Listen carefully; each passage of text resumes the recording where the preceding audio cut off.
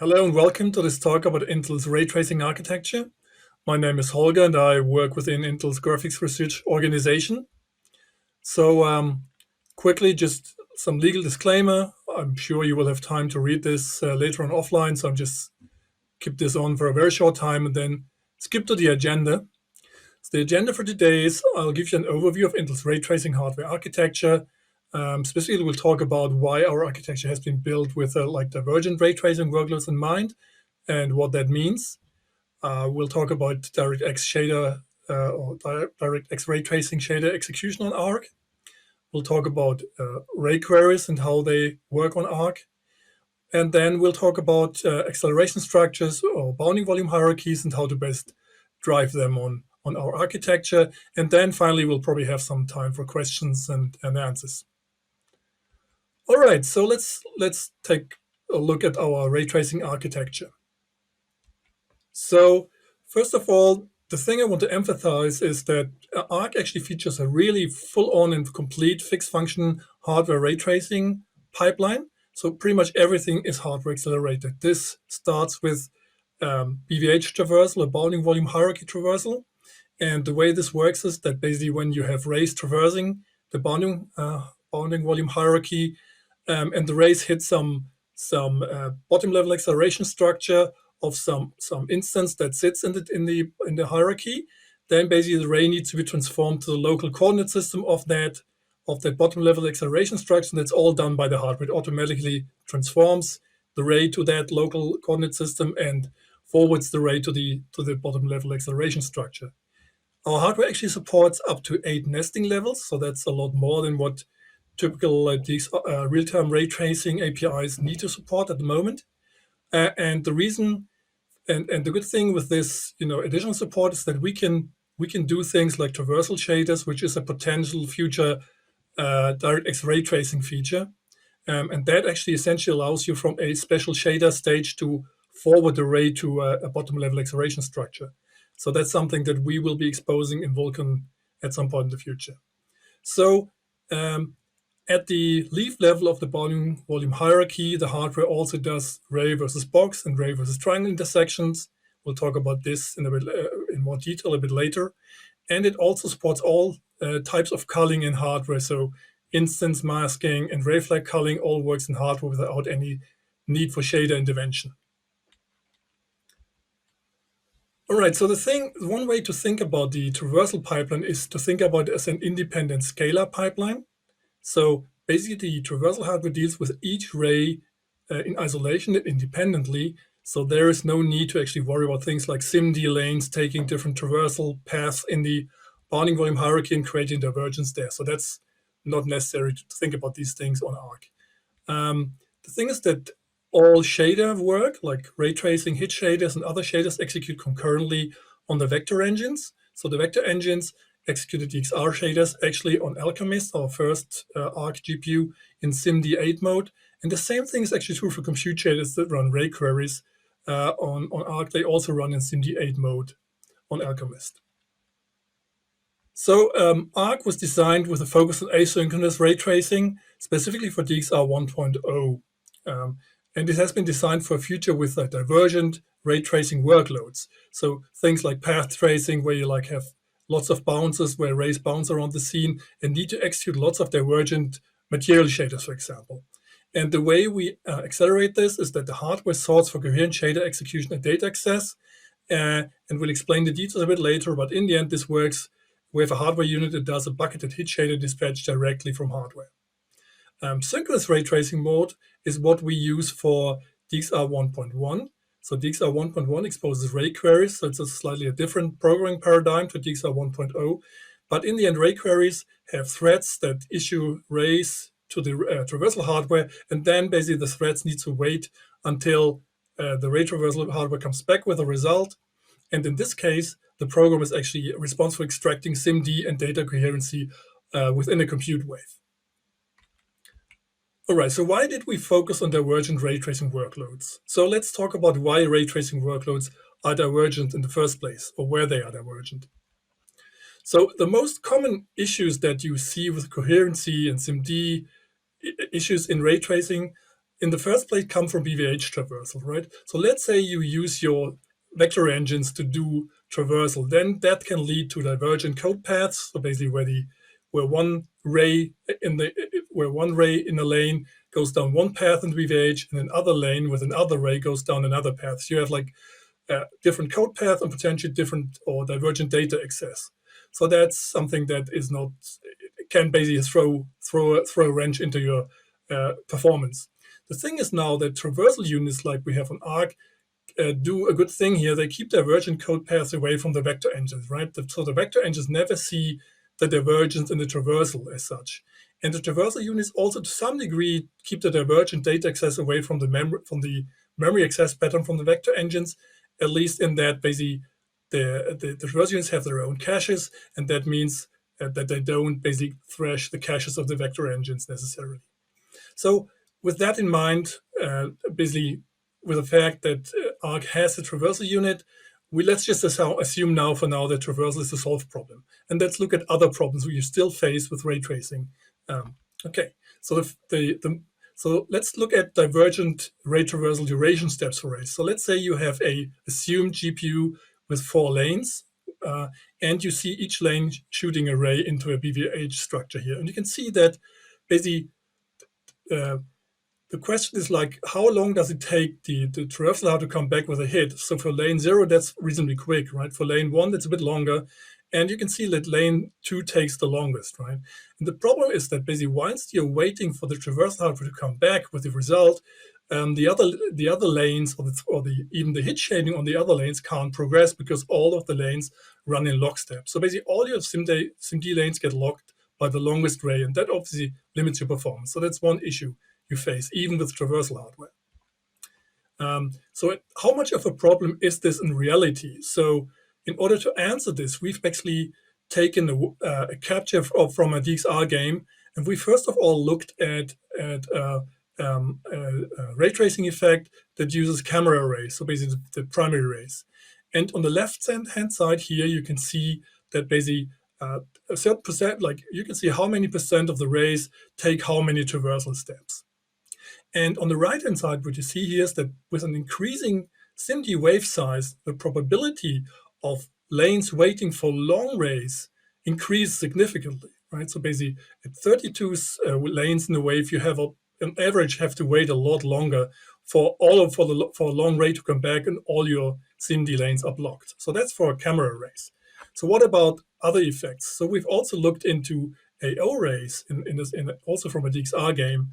And again, we've done the same thing. We've basically simulated how many rays take, like how many steps in the bounding volume hierarchy.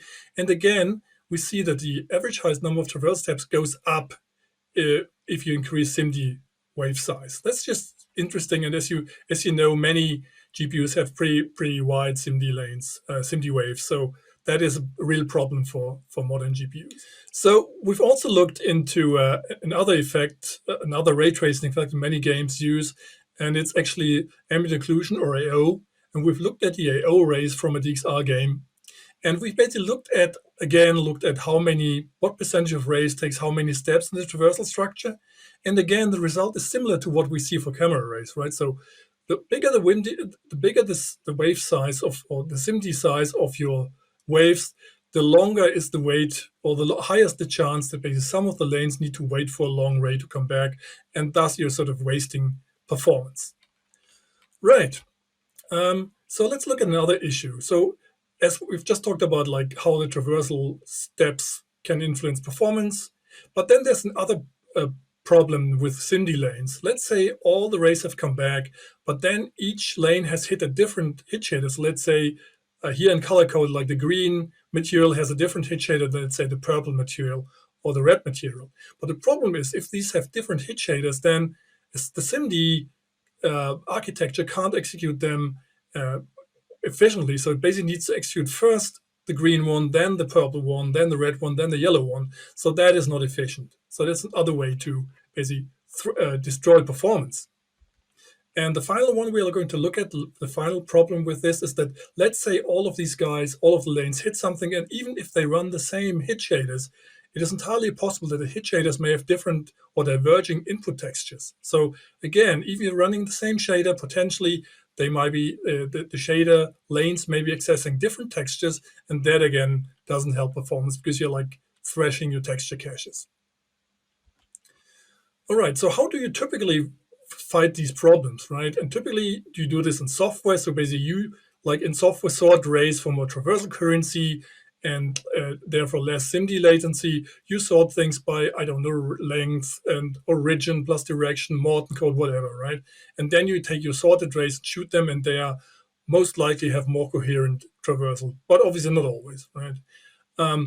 Then the other thing you can do once you've found the hit points and you need to do shading for the hit points, then you could again sort of write out the hit points and basically or sort the hit points by material ID, shading model, whatever, and then execute sort of coherent shaders for these sorted hit points. But all of this becomes quite expensive especially if you're doing like multiple bounces, like GI or path tracing, because in the end you need to write the hit points out to some buffer, and that, if you do multiple paths, consumes considerable amount of bandwidth, so that's not fast. And even if you try to do this in, let's say, local shared memory, then most likely you need so much local shared memory that you're probably limiting your occupancy, which is also not great for performance on your GPU. So what is our solution to these problems? So the answer to this solution is asynchronous ray tracing. So basically what happens is that that the Raytracing shader executes, and then when it detects a trace ray message or a trace ray in the shader code, it actually spills the live state of the shader, and then issues the traversal into the traversal hardware, and then the thread that actually runs the Raytracing shader actually terminates. So basically it's free to run other work, other compute work, or other hit shader work. And what happens then is that the ray traversal hardware talks to a unit called bucketed thread dispatch. We'll talk about this in more detail, how that works later. And the bucketed thread dispatch basically issues or schedules sorted hit shader execution. So basically we execute coherent shading requests. And once the hit shaders are done and the final hit is back, you basically reload your live state from the cache hierarchy and continue Raytracing shader to finish it. Right, so how does bucketed thread dispatch work with ray tracing?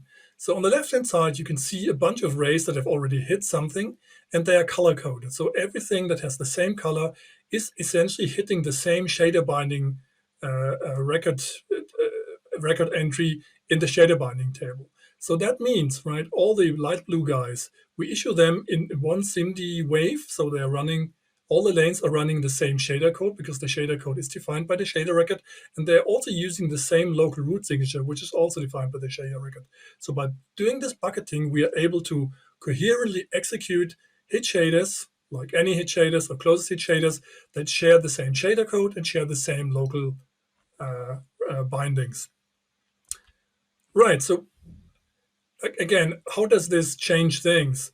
So it's, as we said, it's as asynchronous ray tracing. So synchronous ray tracing, as sort of described above, you have like all these ray trace calls here, like in light blue on the left-hand side.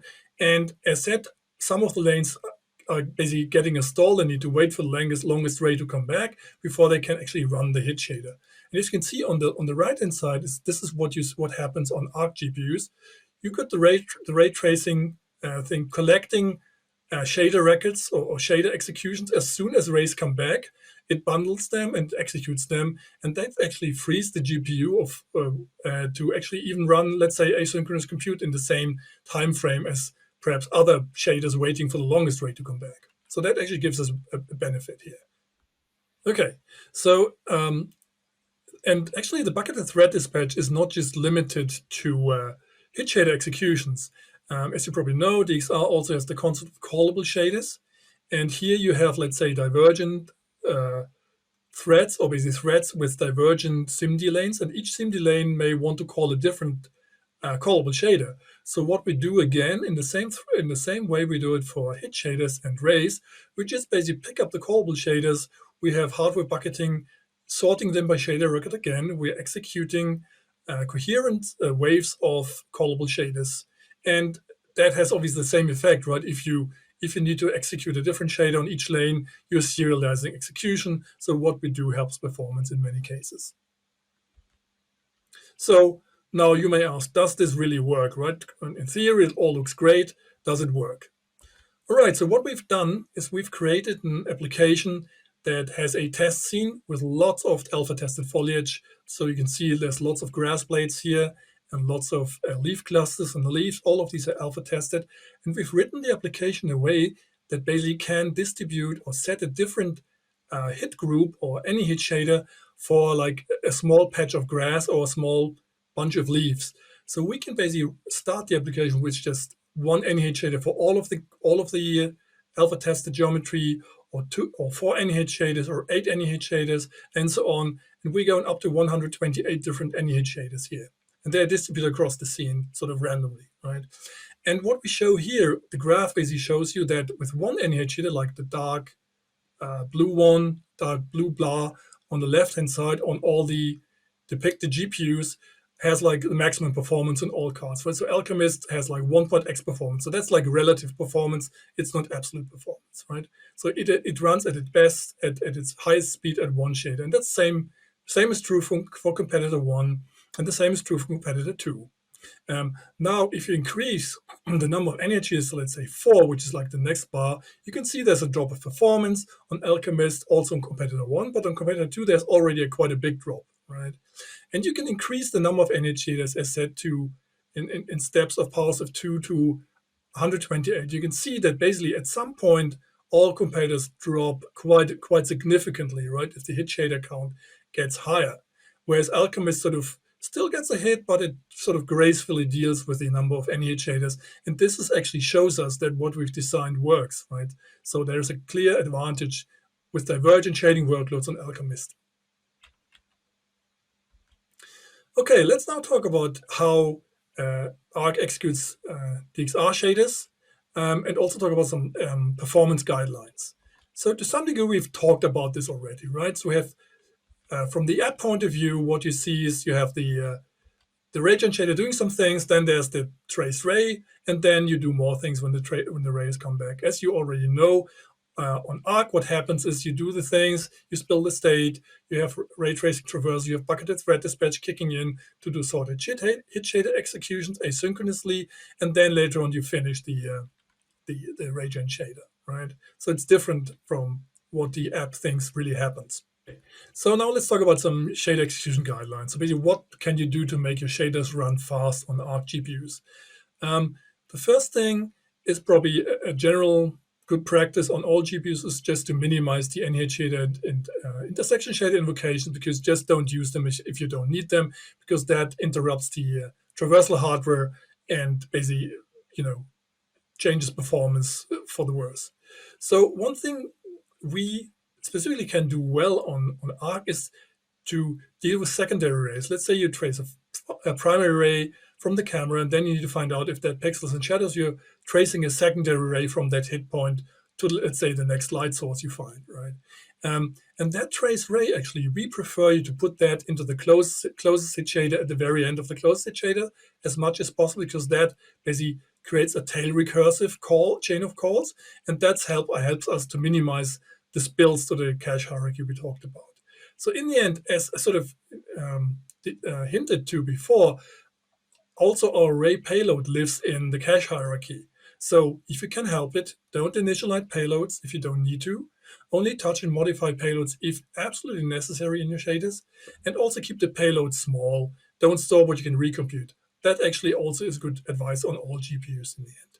But in the end, right, if you can do more work, let's say in the hit shaders, and pass a smaller payload back, that's what you should do on Arc. Also, we encourage you to do UAV writes directly from the hit shaders, so that actually helps us. Because let's say the UAV write is the last thing you want to do in your shader after you found the hit, and the ray trace call in the Raytracing shader is the last call in the shader. There's no need to actually revive the Raytracing shader. We can just empty or finish the whole thing. All right, so just some very simple shaders here, and this is like a bad shader that shows you a redundant payload modification. So in this case, there's no need in the NH shader to actually write to the hit T of the payload, because in the end, you're doing it to the closest hit shader anyway. So if you can avoid this sort of stuff, don't do it. It will help performance on Arc quite a bit. Another thing we want you to really think and do is how to use local root signature arguments and use that they are uniform. As you may remember, the bucketed thread dispatch groups together SIMD lanes that use the same shader binding record, and that means it has the same local root signature. So on the left-hand side, if you have a shader that basically just samples from a texture from the local root signature, that one is coherent and the same texture in the whole wave, because these are uniform in hit shaders on Arc, right? As you remember, the bucketed thread dispatch will actually group SIMD lanes that access the same shader binding table record, and that means like all the local root signature arguments are the same across the wave, right? And that means a good shader would basically just sample a texture from the local root signature, and that is uniform across all waves. But if you, for some reason, index into a texture array of some kind with a material ID that comes from the payload, that one potentially is divergent in the wave because bindless or the bucketed thread dispatch can't actually sort for that. So that one may be a divergent fetch and may hurt your performance. All right, the other thing I want to talk about is like, what is the ideal or most performant RT or ray tracing pipeline state object? So ideally, right, if you want to aim for max performance, use just one raygen shader in the PSO that contains only one ray trace call, if you can help it, right? Let's say for shaders or AO. Use a recursion depth of 1, that helps performance a lot, and make sure that all shaders are added directly to the pipeline. So basically avoid like precompiled collections and mutable PSOs if you can help it, and create one RT-PSO for each effect. So one for shadows, one for AO, and one for GI, let's say.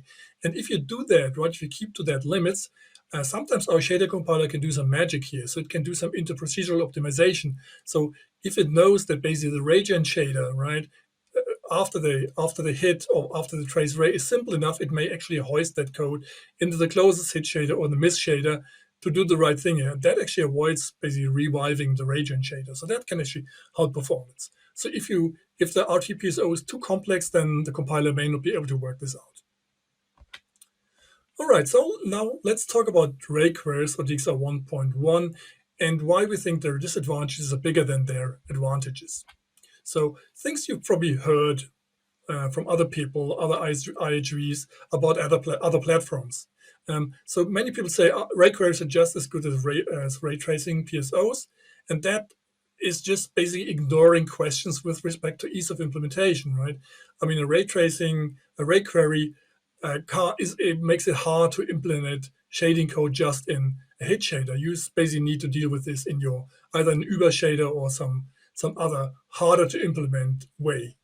What you've also may have been told is that ray tracing PSOs are a lot of complexity for no benefit.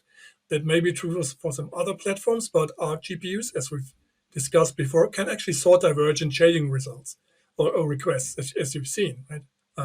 You may have also been told that ray queries are more low level. That's true, but basically it also forces you to deal with some of the low level issues like SIMD lane divergence and stuff like that, right? You may have also been told that ray queries give the programmers more control. That's true, but it also gives them a lot more responsibilities. Okay, so we've again conducted an experiment where we've basically used again our test scene, lots of alpha tested geometry, lots of foliage, and we've basically run just shooting shadow rays, and we're testing ray queries versus RT-PSO performance here. So what you see is, again, every GPU that we've tested shows some form of drop. The Arc GPU drops more than competitor 1, but competitor 2 also drops quite significantly. So I can't really speak why the other guys drop, but the reason why we drop is this, and we've to some degree discussed this already, but let me walk you through this again. If you have, like on the right-hand side, if you have used DXR 1.0 and the trace ray method, what happens is we know the raygen shader gets basically sort of killed, and the GPU thread is free to run other threads, right? Where's the traversal unit does the traversal and calls back the hit shaders, again scheduling them on the vector units, on the vector engines. and then you come back with the closest shader and so on. But then, as said before, right, with ray queries, the Raytracing the wave or the GPU thread that runs the Raytracing shader is stalled until the longest ray comes back. So you're basically wasting that thread to run work on other problems. Again, this may be repeating this, but again, ray queries create stalls, right?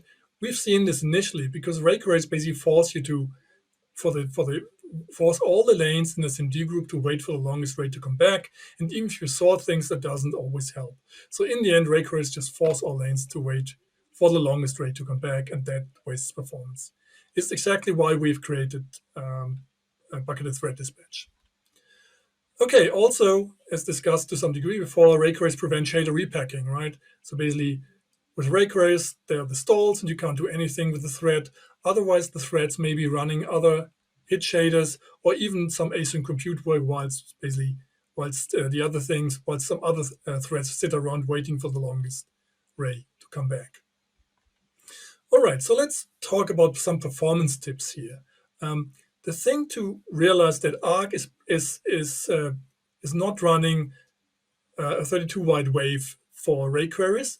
It's most likely running an 8 wide wave or 16 wide wave. But the thing is that I want you to take away from this talk is that you should code to support waves with non-standard lane count. So don't rely on each compute wave having 32 lanes in a compute shader that runs ray queries. When it comes to multi-wave workgroups that actually work on some common ray tracing problems, we actually want you to be careful with barriers, right? You really don't want to use a barrier straight after issuing a ray query because potentially that barrier may force all of the waves to wait for the longest ray in all waves to come back. So basically sort of amplifying a problem that we have within a SIMD group already, or a wave already, but this is across multiple waves. So what you want to do is try to keep the data within a wave as long as possible, really, and inside a wave, use wave intrinsics instead of barriers when it comes to data exchange or synchronization. All right, so now finally, let's talk about acceleration structures on Arc. So the thing is that as discussed initially, we have hardware that does ray triangle intersection, right? You can see this on the left-hand side. So there's a triangle and a bunch of gates that computes the answer for the ray versus triangle intersection here. But we figured out that basically it's a lot easier to just do quad ray intersection because in the end, if you basically define a quad as two triangles sharing one edge, you just add a little bit more gates, and a lot of data and computations can be shared between the two triangles, and you can basically do a ray quad intersection in a lot less area and very, very efficiently. So basically, what we do in our BVH builder is automatic quad formation. So if you give us a list of triangles, the BVH builder will try to basically build quads from them. So basically, we'll look for shared edges. And that means in order for it to be able to do this, we want you to give us indexed geometry as much as possible. So always use indexed meshes if you can help it. And a practice you may have been using for rasterization, because it's always good practice there as well, is to basically run some index locality optimization. If you do that, that helps rasterization speeds typically, and it also helps our GPU BVH builder to do its job more efficiently and do quad formation. All right, some tips about BVH builds. And some of them probably make sense across many GPUs, but this is just basically good advice on Arc GPUs. So in the end, the driver will coalesce all consecutive builds and execute them concurrently if it can, because coalescing actually fails if for some reason the builds are in different command lists. So you don't want to use too many command lists to execute your builds, right? So just put them in a bunch of or a few command lists, so that the driver can coalesce enough builds to fill the GPU. The other thing that actually makes coalescing fails if the builds are interleaved with barriers on input and output resources, and that's actually true for all GPUs, right? If you basically put too many barriers in between builds, no GPU can sort of fill the GPU with enough parallel builds. So don't do that. Avoid barriers between builds, even if it means potentially, using more memory in your game. But find a good balance there and bring down the number of barriers between builds. The thing is that our driver coalesces consecutive builds and executes them concurrently to fill the GPU if it can. And there are a number of situations that basically make this coalescing fail. And one thing is that makes them fail is that builds that are in different command lists can't really be coalesced. So in order to make good use of the hardware, try not to use too many command lists for your builds. Use a couple of them to accumulate a bunch of builds, and then kick off the command list to give the GPU enough work to really fill the GPU. Um, the other thing that actually stops interleaving is if there are barriers in between builds that basically have force the GPU to wait for input or output resources that are needed, let's say, in the next build. So that's something that actually happens on all GPUs. So you want to avoid this everywhere in the end, not just on Arc. And the idea here would be to perhaps spend a little bit more memory for some temporary resources, just to be able to, only issue barriers once in a while and have enough builds lined up in parallel to fill the GPU. The next thing that is, I think, specific to Arc is that if you put timestamp queries in between builds, that also sort of stops the coalescing. So that may be okay for debugging and so on. But if you don't want that in a shipping game, if you're shipping a game, make sure there are no timestamp queries in between builds anymore. So, hey, this concludes my talk. Thanks for listening, and I hope I've given you some good insights into our ray tracing architecture, and hopefully I've also given you some tips that allow you to drive it efficiently. So I'm looking forward to lots of great games optimized for Arc GPUs in the future. Thank you all.